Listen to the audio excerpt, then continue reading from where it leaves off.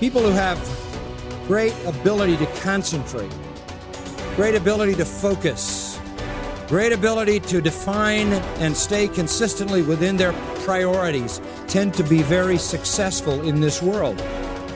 And self-discipline is an essential component in that. Whether you're talking about some kind of academic achievement, some kind of musical achievement or athletic achievement or whatever it is, some achievement in the realm of business or the arts or science, generally comes to people who are very focused and who understand how to order their priorities. In a word, they are disciplined people. I've always been disciplined myself because I've always lived a disciplined life. I lived in a disciplined household, like there was no such thing as I don't want to. So even now, if I wake up and I don't want to do something, I don't need someone to tell me to do it, so I'll do it anyway. Being a man isn't about not feeling things. It's about acting the way you're supposed to act regardless of how you feel. We act. We're men of action. We get things done. So the world got built. All of it. You need to become a man of action. Stop worrying about how you feel. Stop worrying about what you're supposed to be doing. How about that? But what happens is, if you believe that there's very little potential, how much action are you going to take? Profit, little. But they take little action, little results. Why? Because they have to start with a problem with their belief. They don't believe it's really going to happen for me. Maybe for Frank Kearns because he's got the cool hair and stuff, or maybe it's for you because you're so driven, but it's not me. Maybe Tony Robbins because he's a freak, got these big teeth. Whatever their thought process is, right? They got this thing, right? And when you take a little potential with a little action, what kind of results do you get? Lousy little results. And when you get little results, what does that do to your belief? You go, see, I told you this was a waste of time. And then what happens? You tap even less potential. You take even less action. You get even worse results, and your belief gets even weaker. And this sucker feeds on itself until you are in a downward spiral. It's poisonous. It's poisonous and it's self-fulfilling.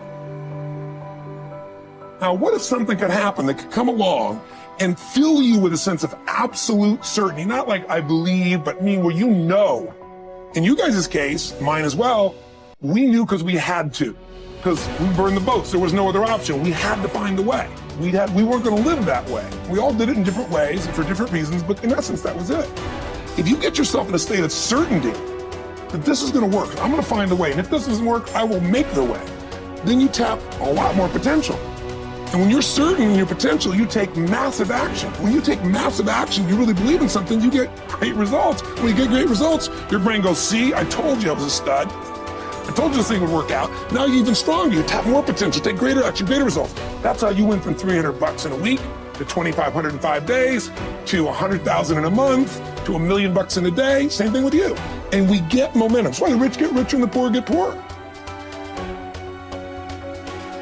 If you just make a decision, it can be sometimes the day that starts you on a brand new journey. Sometimes when you look back on it, the day that you decided was just about as exciting as the day when you finally accomplished the project. That when you finally made the decision, you finally, got through whatever barriers kept you from making that decision, and finally you made a decision. Now, some decisions are incidental and some are small, and some, are part of a working day. But sometimes decision-making can be one of the most important days of your life. Maybe a decision you've postponed, and now you understand the penalty of postponing that decision. You've got to do something, and finally you come to the conclusion, today is the day. I now decide. And whether you decide on a new direction, whether you decide on a refinement in philosophy, whether you decide to act when before you haven't acted, you decide on a series of things that you're going to do, you decide. Deciding can be such an incredibly important, very exciting, inspirational day. So that can be an incredible source of inspiration. Now, if you don't follow through, it's not going to last all that long. If you decide and then, postpone and you decide but you still don't get to it for a week or a month or a year, soon all that energy and that source of inspiration is all dissipated. I believe that the single most important skill is the ability to make effective decisions, because everything comes from decision. You only get new results if you take new actions. You only take new actions if that decision comes first. In other words, decision is the father and mother of all action. But not all decisions are equally good, as we all know. And the quality of our life comes down to the quality of our decisions. You want action. Action means you have to make some decisions along the way. And decisions, most people are so afraid to make the wrong decision, they don't make any decision. That is what you really need to be afraid of, being stagnant. So get up and go. That idea isn't going to execute itself. You have to do it, and you have to do it now. Don't wait anymore.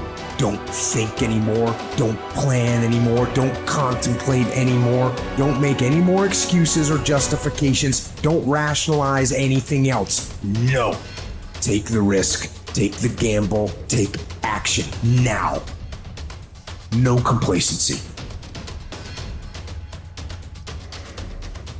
By 66, Pompey had already earned the title Magnus, making him, in fact, and in name, Pompey the Great.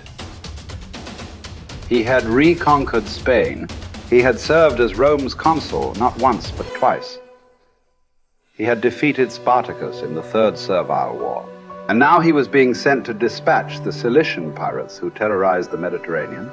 Before he left, he stopped for a private consultation with the Stoic philosopher Posidonius, one of the great minds of the ancient world. Posidonius's advice might have seemed rather redundant. Be the best and always superior to others, he had told the ambitious general, quoting a line from the Odyssey. But Posidonius wasn't talking about achieving more victories over the enemy. He was talking about conquering the self, not honors, but being honorable. Plutarch tells us about a far less famous general and statesman in Greece, many generations before Pompey. Despite his brilliance on and off the battlefield, Epaminondas was appointed to an insulting minor office in Thebes. In fact, it was because of his brilliance that he was put in charge of the city's sewers. Instead of being provoked or despairing at his irrelevance, a number of jealous and fearful rivals thought it would effectively end his career. Epaminondas took fully to his new job, declaring that it is not the office that brings distinction to the man. It is the man who brings distinction to the office. With hard work and earnestness, Plutarch wrote, he proceeded to transform that insignificant office into a great and respected honor, even though previously it had involved nothing more than overseeing the clearing of dung and the diverting of water from the street. Best is the person who adds shine to their accomplishments with their discipline, not the other way around. This is what Posidonius was trying to tell Pompey, although Pompey failed to fully realize it. In the end, it's not about what we do, it's about how we do it, and by extension, who we are. Too often, we find people choosing to be great at their profession over being a great human being, believing that success or art or fame or power must be pursued to the exclusion of all else. Does it have to be that way? Does being loved have to be at odds with being lovely? Or can temperance, as Cicero claimed, be the fine polish on top of a great life? Queen Elizabeth inherited the monarchy. Marcus Aurelius was selected for the purple as a boy. But it wasn't the throne that made either of them kingly. It was their behavior. They were what the ancients called first citizens, for their character as much as their rank. As Marcus said, his aim was never to be the most powerful king, never to conquer the most territory, or build the most beautiful buildings. Instead, he was after perfection of character, to live your last day, every day, without frenzy or sloth or pretense. It just happens that wonderful external accomplishments, like those achieved by Elizabeth and Marcus, can come out of internal endeavor. They are not the goal, they are the byproduct. Conquering the world is almost easy after we have fully conquered ourselves. Certainly fewer people have done the latter than the former. This is what you find when you study the true masters of any profession. They don't care much about winning, about money, about fame, about most of the things that have come their way as a result of their success. Their journey has always been towards something bigger. They aren't running a race against the competition. They are in a battle with themselves. Self-discipline has never been about punishment or deprivation. It is about becoming the best that you are capable of becoming. The battle to be the best has less to do with beating others and more to do with beating down those urges. those flaws, those selfish instincts that every human has. There was never enough for Pompey, nothing sacred. His endless ambition, his insane love of glory, as Posidonius called it, would ally him with Caesar, setting in motion the destruction of the republic he once loved. He would wake up to this Faustian bargain eventually and fight valiantly to preserve Rome, but it would be too late.